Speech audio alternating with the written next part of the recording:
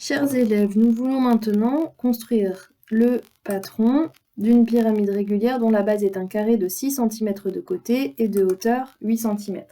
Donc la base est un carré de 6 cm de côté. Donc tous ces côtés-là mesurent 6 cm.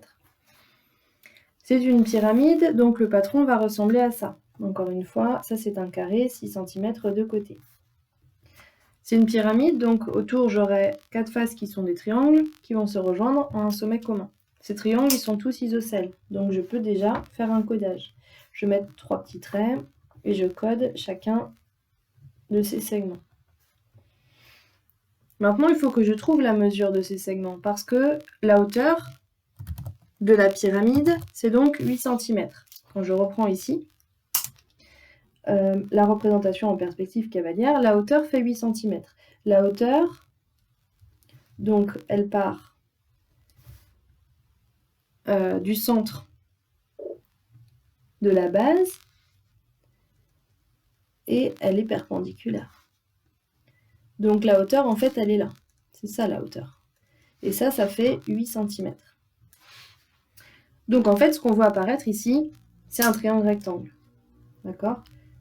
Et moi, ce que je cherche, c'est cette mesure-là. Ok ? Donc moi, je cherche cette mesure-là. La hauteur, elle fait 8 cm et j'ai ça. Ça représente la demi-diagonale. Ça, c'est la demi-diagonale du carré. D'accord ? Donc, quand j'ai le carré qui est ici,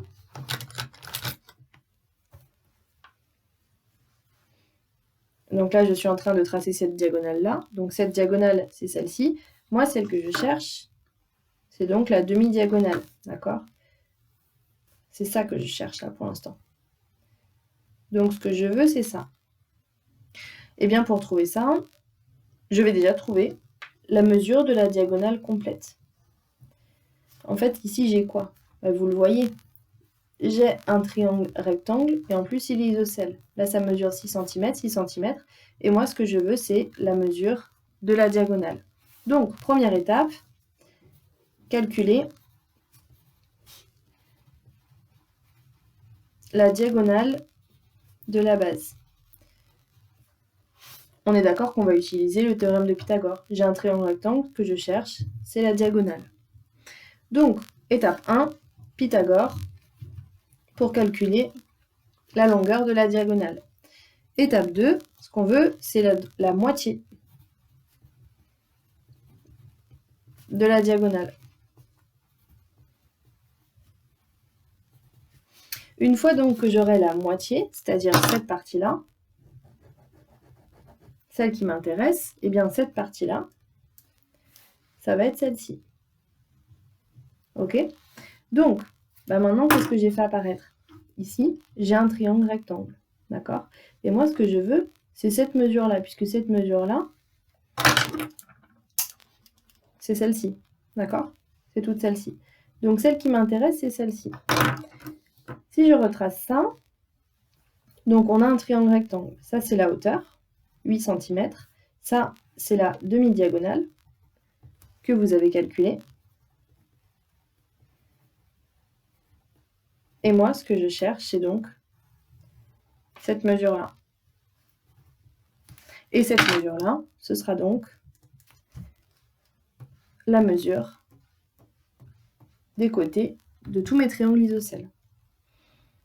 Donc, étape 3,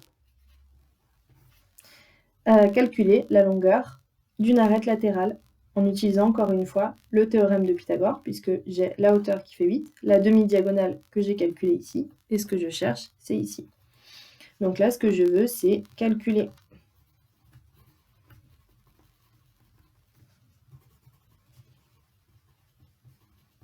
la mesure des arêtes latérales en utilisant encore une fois le théorème de Pythagore. Si je refais rapidement, donc on a une pyramide à base carrée et autour on a donc des triangles qui sont des triangles isocèles. Ce qu'on cherche, c'est la mesure de tous ces triangles isocèles. Quand je reprends ma représentation en perspective cavalière, ces triangles isocèles, c'est ça. Ça, ce sont les triangles isocèles que j'ai fait autour. Donc ça, que j'appelle l'arête latérale, c'est celle qui est ici. Pour calculer la mesure de l'arête latérale, j'ai plusieurs étapes. D'abord, ce que je veux, c'est la mesure de la diagonale de la base. Je calcule donc la mesure de la diagonale de la base en utilisant le théorème de Pythagore. Deuxième étape, je calcule la moitié de la diagonale en divisant tout simplement la réponse par 2. Cette mesure-là que j'aurai trouvée, c'est celle qui va me resservir dans ce triangle rectangle-là.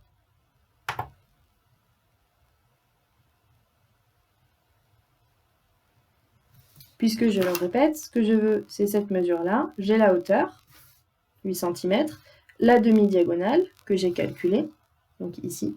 Et moi, ce que je veux, c'est la mesure d'une arête latérale, donc celle-ci. Une fois que j'ai ça, eh bien, je pourrais mettre cette mesure-là sur toutes les arêtes latérales.